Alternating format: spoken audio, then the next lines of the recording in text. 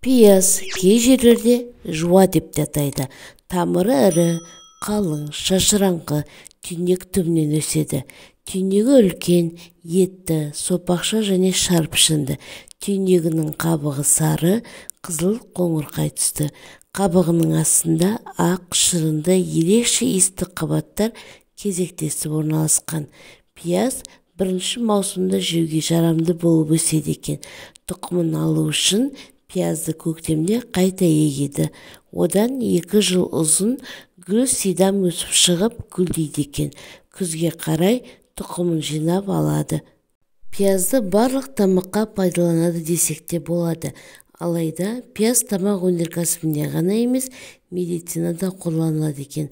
Көзден жас ағызатын пияздың тағам дәмін кіргізумен қатар емдік қасиеті де бар екенін көпшілік біле бермейді.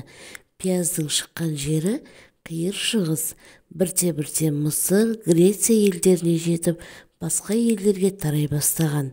Қай жерде болмасын, кез келген заманда пиязды ғажайып пайдалы өсімдік ретінде қабылдаған. Ертеде римдіктер мен гректер пиязды жауынгерлерге күш және батылдық беретін әрі жарақатты жазатын шипалы, қасиеті күшті өсімдік деп есептеген. Олар пияздың бір түріне жеңімпаз деп ат берген. Қиыр шығыс пен Сібір елдерін аралаған жиһанкездер пиязбен құрыққұлақ яғни цинга ауруын емдеген екен. Пияз құрамында түрлі дәруменге бай минералды тұз, органикалық қышқыл, зиянды микробтарға қарсы төтеп беретін, көзді ашытатын ұшпалы фитонцид деген зат бар. Ол ауадағы ауру тарататын микроб бактерияларды жояды екен. Пияздың сөлі емге өте пайдалы. Мәселен, пиязды спиртке қосып жасаған аллачеп деген дәрі асқазан ішек науқасына, сондай-ақ атеросклерозға да ем екен. Атеросклероз ми тамырлары ауруларына пияз сөлі мен балды араластырып, бір асқазан күніне 3 рет ауқаттанардан алдын жарты сағат бұрын немесе содан кейін 2-3 сағаттан кейін қабылдауға болады екен. Сонымен қатар пияздың қанның құрамында қантты азайтатын қасиеті бар екен. Қант диабетімен ауыратындарға пияздан әзірленген сорпалы тамақ өте пайдалы. Бүйрегінде тасы бар сырқаттарға пияздың бір ас қасық сөлін күніне 2-3 рет ішкен пайдалы екен. Кейбір адамдар мұрнынан су ағып тамағы қызарып ауырған кезде пияз сөлін тамызады. Бұл өте қате. Себебі қызарып бөртіп тұрған сілекей қабығын пияз сөлі одан әрі асқындырып жібереді екен. Оның орнына пияз сөлін шәйнектегі ыстық суға қосып булап емдеген өте пайдалы. Пияздың емдік қасиеті 15-20 минут сақталатындықтан тезірек пайдаланған абзал. Езілген пиязды сүтке қосып, дәкеге орап, аяқтың мүйізденіп кеткен жеріне басса, қатқан тері нәрленіп жұмсарады. Іріңдеген жараға үсіген жерге басуға да болады екен. Пияздың шаштың түсуін тоқтататын да қасиеті бар екен.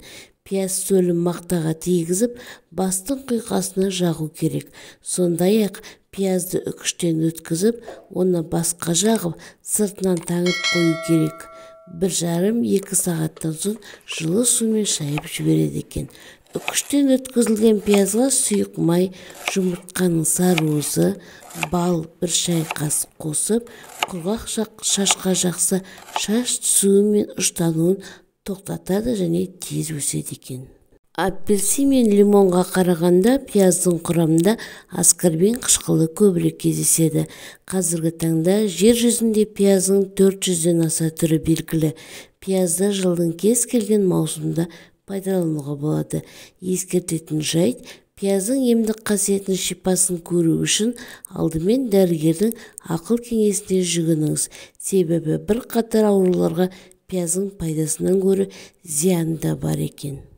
Қан қысымы жоғары адамдарға күніне 1-2 пияз жеп тұрған өте пайдалы екен.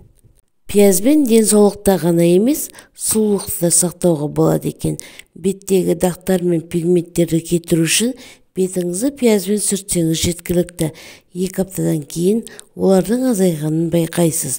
Пиязды тамаққа пайдалану тері жасушасының тыныс алуын жақсартады және еркін радикалдардың зиянды әсерін азайтуға көмектеседі екен. Егер жатар кезде пиязды дөңгелек етіп турап, сол туралғанның бір бөлігін табанның ортасына қойып, аяғына нәски киіп ұйықтаса, таң атқанша адамның қан айналымы жақсарады екен, сергек жүреді, қимылы жеңілдене түседі. Оған қоса табанын өткен сызы да емдейді екен. Тіпті пиязды ашып, ортасынан қақ бөліп, оны әр бөлмеге қойып қойған дұрыс. Пияз микробты өлтіреді. Пайдалы екен деп пиязды шамадан тыс қолдануға да болмайды. Пайда бар жерде кесел де бар екенін ұмытпаңыз. Ақпарат пайдалы болса, арнама тіркеліп, лайк басып, пікір қалдырып, достарыңызбен бөлісуді ұмытпаңыз.